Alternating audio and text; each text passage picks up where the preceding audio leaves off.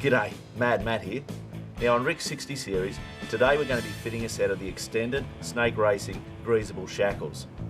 Now this is the sort of job you can do at home, and it's not that difficult if you're a little bit handy with the tools. First thing we want to do, put the vehicle on safety stands and get the wheels off. Now once you've got the wheels off and the truck is safely on the chassis stands, it's time to remove the shock absorbers so that the diff and springs can be moved to line up with the new shackles.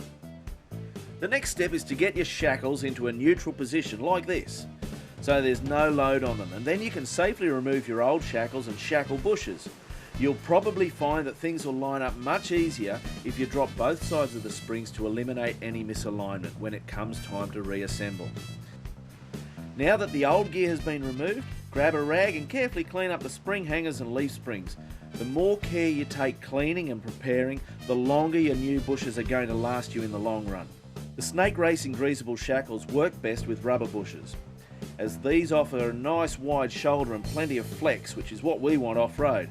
Be sure you give them a good hit with either a dedicated rubber grease or a really good quality general purpose grease. Be sure to give the mounting faces a liberal coat before you fit the shackle, just to make reassembly that little bit easier. Once your bushes are ready, grab your greasable pins and remove the grease nipples. This will allow us to give the pins a little bit of gentle persuasion with a soft face hammer to send them home. Okay, now it's time to fit the shackle. Grease up the mounting surface and slide it into position, and use a soft face hammer to get your pins fitted snugly into the shackle. Lining up the lower pins may require you to use a floor jack to manoeuvre the diff and spring assembly.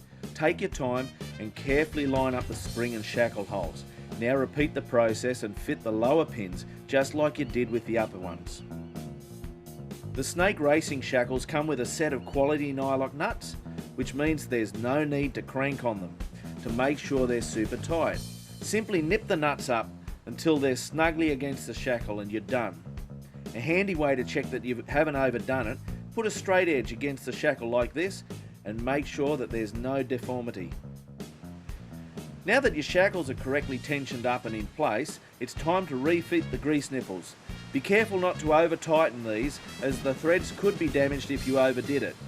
Once you're done, give the nipples a good clean so that you don't pump any grit into the system.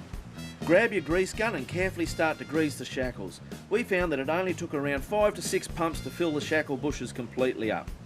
Once again, give the nipples a good clean so that the excess grease doesn't collect any grime and grit that could cause damage. Then it's simply a case of refitting your shock absorbers and checking that all your nuts and bolts are good and tight. Well, that's it for the shackles on this baby. All there is to do now is put the wheels back on and get out and hit some trails. If you want a set of extended shackles for your truck, get on to snakeracing.com.au. I'm Mad Matt. Stay safe on the trails.